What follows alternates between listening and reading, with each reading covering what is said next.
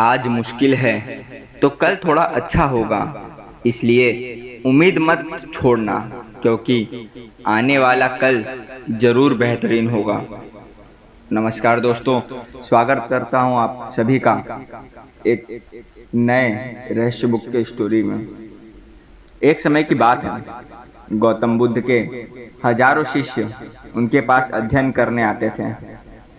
गौतम बुद्ध से जब भी कोई चीज ज्ञान से प्राप्त कर लेता तो उसे किसी दिशा में लोगों को जागरूक करने तथा शिक्षा देने के लिए भेज दिया करते। बुद्ध का एक शिष्य बुद्ध के आश्रम में लगभग 6 सालों से था। वह शिष्य महात्मा बुद्ध के पास आया और बोला, मुझे यहाँ आए लगभग 6 साल हो गए। मेरे बाद कितने शिष्य आए और गए, उनमें से सभी शिष्यों को आपने ज्ञान देने के लिए किसी न किसी दिशा में भेज दिया, लेकिन मुझे अभी तक नहीं भेजा। आखिर ऐसा क्यों? क्या मुझे आपका ज्ञान प्राप्त नहीं हुआ है?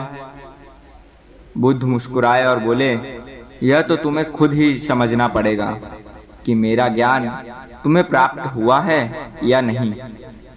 शिष्य बोला, हे बुद्ध, आपने इन 6 सालों में जो मुझे उपदेश दिया है वह मुझे सब याद है। आपकी बताई हुई एक एक बात मुझे सब याद है। आप कुछ भी मुझसे पूछ सकते हो, मैं उत्तर देने के लिए तैयार हूं। आप मुझे एक मौका तो दे दो ताकि मैं किसी भी दिशा में जाकर लोगों को अपने ज्ञान के बारे में बता सकूं। इस पर बुद्ध बोले, ज्ञान की बात को याद रखने से कोई फायदा नहीं जब तक तुम उस पर आदत को खुद ना अपनाओ। शिष्य ने कहा, जो भी हो, कृपया मुझे एक मौका जरूर दें। आप मुझ पर भरोसा रखें, मैं सभी को अपने ज्ञान से प्रभावित कर सकता हूं। मैं लोगों को ऐसी बात बता सकता हूं जिससे लोगों के जीवन में शांति आ जाएगी और वह अपना शांतिपूर्ण जीवन जी पाएंगे। तो फिर बुद्ध ने कहा, अभी तुम तैयार नहीं हो। जब तुम उसके लिए तैयार हो जाओगे तो फिर मैं तुम्हें खुद ही किसी दिशा में जाने के लिए बोल दूंगा।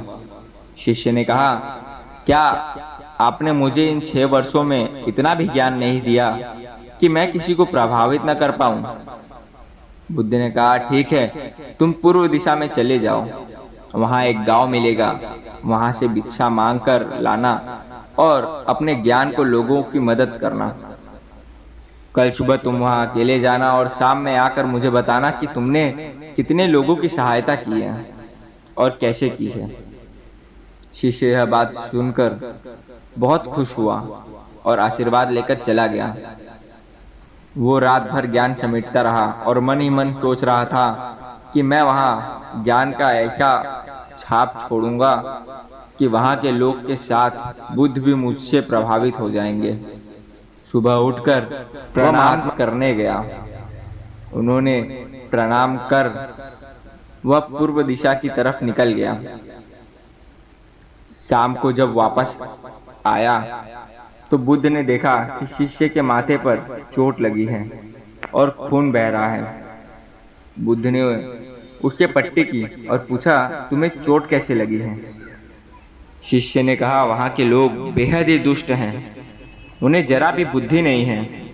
मैं उस गांव में भिक्षा लेने गया पर किसी ने मुझे भिक्षा नहीं दी और मुझे वहां गालियां दे रहे थे।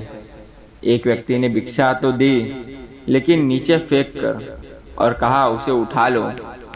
मैंने उन्हें काफी समझाया लेकिन मेरी बात सुनने को तैयार ही नहीं थे। उन्होंने मेरे साथ हाथापाई की जिससे मुझे चोट लग गई। बुद्ध, आप मुझे दूसरी जगह भेज दीजिए जहां के लोग में ज्ञान हो, वो इस तरह के ना हो। बुद्ध शिष्य की बात सुनकर मुस्कुराए और बोले, अगर दूसरे गांव में भी ऐसे ही लोग होंगे तब तुम क्या करोगे? शिष्य ने कहा, हे बुद्ध, मैं ऐसे लोगों को कोई ज्ञान नहीं दे सकता। वो लोग अज्ञानी हैं, उन्हें कौन समझाएगा? बुद्ध ने कहा, वो लोग अज्ञानी नहीं बल्कि ज्ञानी हैं। उनके पास बहुत ज्ञान है परंतु उनके पास खुद का ज्ञान नहीं है।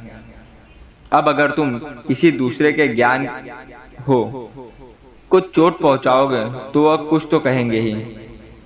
तुम्हें ऐसे लोग हर जगह मिलेंगे, तब तुम अपना ज्ञान उन्हें कैसे दोगे? बुद्ध ने कहा, आज तुम आराम करो, कल शाम को मेरे पास आना। शिष्य बुद्ध को प्रणाम करके चला गया।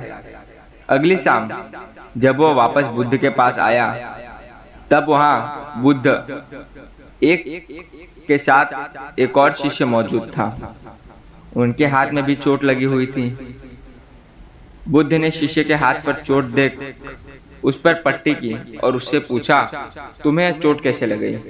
शिष्य ने कहा, आपने पूर्व की ओर एक गांव में मुझे जाने के लिए कहा था, तो वहीं चोट लगी। बुद्ध ने कहा, वहां तुम्हारे साथ क्या क्या हुआ, तुम मुझे बताओ। शिष्य ने कहा, वहां मैंने सबसे भिक्षा मांगी, लेकिन किसी ने भी भिक्षा नहीं दी। एक व्यक्ति जिसने भिक्षा दी उसने जमीन पर फेंक दी थी और कहा, उठा लो, तो मैंने उसे उठाकर अपने झोले में रख लिया और मैंने उन्हें सफल होने का आशीर्वाद दिया। तब उस व्यक्ति ने मुझसे कहा, आप बड़े अजीब लगते हो, मैं आपका अपमान कर रहा हूँ और आप मुझे आशीर्वाद दे रहे हो। तो मैंने उनसे कहा कि आप दानी हो, आपने मुझे दान दिया है, इसलिए मैं आपको आशीर्वाद दे रहा हूँ। फिर मैं वहां से आगे गया तो कुछ लोग ने मुझे वहां से वापस जाने के लिए कहा। उन्होंने मुझे कुछ अपशब्द कहे और मुझ पर पत्थर फेंके, जिससे मुझे चोट लग गई। और जब मैं वापस आ रहा था तब रास्ते में मैंने एक माँ को रोते हुए देखा। वह अपने बीमार बच्चे को लेकर चिंतित थी। मैं तुरंत जंगल से जाकर उनके लिए जड़ी बूटी लाया, लेकिन वहां के कुछ लोग जड़ी बूटी देने नहीं दे रहे थे। फिर मैंने उनसे विनती की कि मुझे उस बच्चे का इलाज करने दें। उसके बाद वह जैसे कहेंगे ठीक वैसा ही करूंगा। फिर जिस व्यक्ति ने मुझे भिक्षा दी थी उसने गांव वालों को समझाया, तब उन्होंने मुझे उस बच्चे को जड़ी बूटी लगाने दी। उसके कुछ देर बाद वह बच्चा ठीक हो गया। फिर गांव के जिन लोगों ने मुझसे अभद्र व्यवहार किए थे उन्होंने मुझसे माफी मांगी और धन्यवाद दिया। फिर मैं वहां से वापस आ गया। ये बुद्ध, मेरी आपसे एक विनती है, उस गांव के लोग बहुत भोले भाले हैं, क्या मैं रोज उसी गांव में जाकर भिक्षा मांग सकता हूँ? यह सभी बातें पहला शिष्य खड़ा होकर बड़े ध्यान से सुन रहा था। उसने यह सुनते ही बुद्ध के चरणों में गिरकर कहा, हे बुद्ध, मैं समझ गया हूँ कि अभी मैं उस लायक नहीं हुआ कि दूसरों को ज्ञान दे सकूं। बुद्ध ने कहा, हमें बाहर वैसे ही लोग दिखाई देते हैं जैसे हम अंदर से होते हैं। जब तक स्वयं को नहीं बदल सकते तब तक किसी को नहीं बदल सकते हैं। खुद में बदलाव लाना ही जरूरी है। अपने आप में बदलाव लाकर ही इस दुनिया को आप जीत सकते हो। तो दोस्तों, ये life changing moral story Buddha की आपको कैसी लगी? उम्मीद करता हूँ इस कहानी से प्राप्त ज्ञान से अब आपके जीवन में सकारात्मक बदलाव जरूर आएंगे। हम अपने इस मोरल स्टोरीज लाते रहेंगे इस चैनल पर। सब्सक्राइब जरूर करें।